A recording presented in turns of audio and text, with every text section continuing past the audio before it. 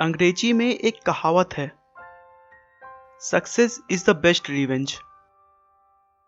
मतलब सफलता सबसे अच्छा बदला है। आज मैं टाटा ग्रुप के चेयरमैन रतन टाटा के जीवन के एक ऐसे पड़ाव के बारे में बात करने जा रहा हूं, जिसमें उन्होंने अपनी सफलता से अपने अपमान का बदला लिया था। दोस्तों, उस कहानी को शुरू करने से पहले मैं आपको रतन टाटा के बारे में थोड़ा सा बता देता हूं। रतन टाटा का जन्म 28 दिसंबर 1932 को मुंबई में हुआ था। ये टाटा ग्रुप के फाउंडर जमशेद जी टाटा के पोते हैं।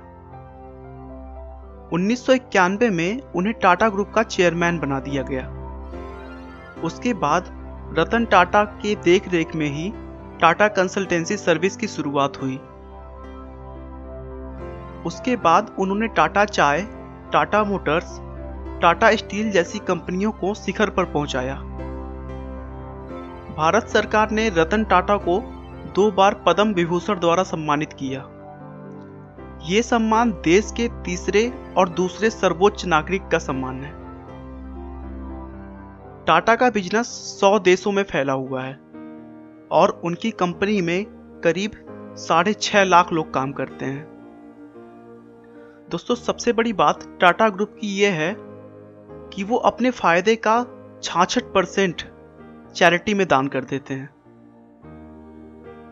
दोस्तों, मुझे उम्मीद है कि आप रतन टाटा के बारे में थोड़ा सा जान गए होंगे। चलिए अब बात करते हैं उस घटना के बारे में जिसमें रतन टाटा ने अपने अपमान का करारा जवाब अपने सफलता से दिया था। बात उस समय की है जब टाटा ग्रुप ने 1998 में टाटा इंडिका कार बाजार में निकाली थी। रतन टाटा का यह ड्रीम प्रोजेक्ट था। इसके लिए उन्होंने बहुत मेहनत की थी, लेकिन इंडिका कार को मार्केट में रिस्पांस अच्छा नहीं मिला, जिसके कारण कुछ सालों बाद टाटा मोटर्स घाटे में जाने लगी थी। टाटा मोटर्स के साझेदारों ने रतन टाटा को कार व्यापार में हुए नुकसान की पूर्ति के लिए कंपनी को बेचने का सुझाव दिया और न चाहते हुए भी रतन टाटा को अपने दिल पर पत्थर रखकर यह काम करना पड़ रहा था। वे टाटा मोटर्स के साझेदारों के साथ अपनी कंपनी बेचने का प्रस्ताव फोर्ड कंपनी के पास ले गए, जिसका हेडक्वार्टर अमेरिका में है। फोर्ड कंपनी के साथ रतन टाटा और उनके पार्टनर्स की मीटिंग करीब 3 घंटे तक चली।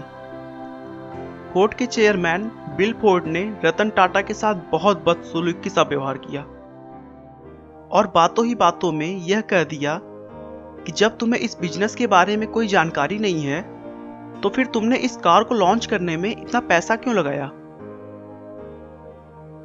हम तुम्हारी कंपनी को खरीदकर बस तुम पर एहसान कर रहे हैं।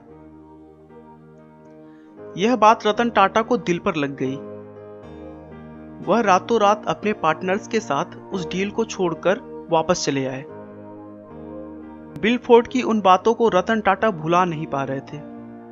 वह उनके दिमाग में बार बार आ जा रही थी। उसके बाद रतन टाटा ने अपनी कंपनी किसी को भी ना बेचने का निर्णय किया। उन्होंने अपनी पूरी जी जान लगा दी और देखते ही देखते टाटा के कार की बिजनेस एक अच्छी खासी लय में आने लगा, जिससे उन्हें बहुत फायदा हुआ। वहीं दूसरी तरफ फोर्ड कंपनी लॉस में जा रही थी और सन 2008 के अंत तक दिवालिया होने की कगार पर थी।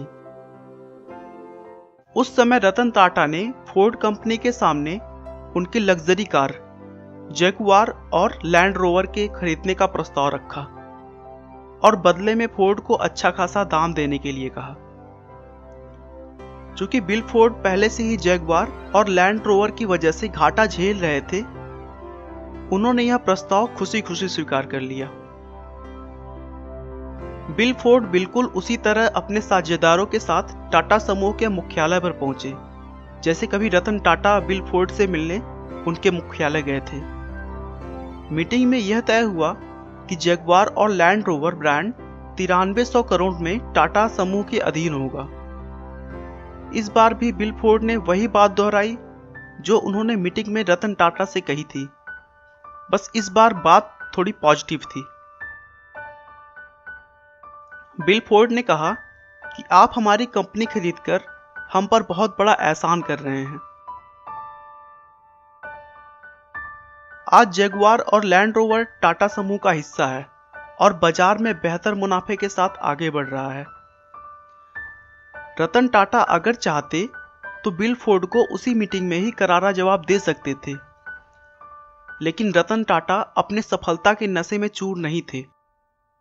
यही वो गुण है जो एक सफल और एक महान इंसान के बीच का अंतर दर्शाता है। जब व्यक्ति अपमानित होता है तो उसका परिणाम क्रोध होता है, लेकिन महान लोग अपने क्रोध का उपयोग अपने लक्ष्य को प्राप्त करने के लिए करते हैं। आपका बहुमूल्य समय देने के लिए बहुत बहुत धन्यवाद। इस वीडियो को लाइक करके आप हमारा मनोबल बढ़ा सकते हैं। मैं हर रोज एक नई इंस्पिरेशनल और मोटिवेशनल वीडियो के साथ आता हूं।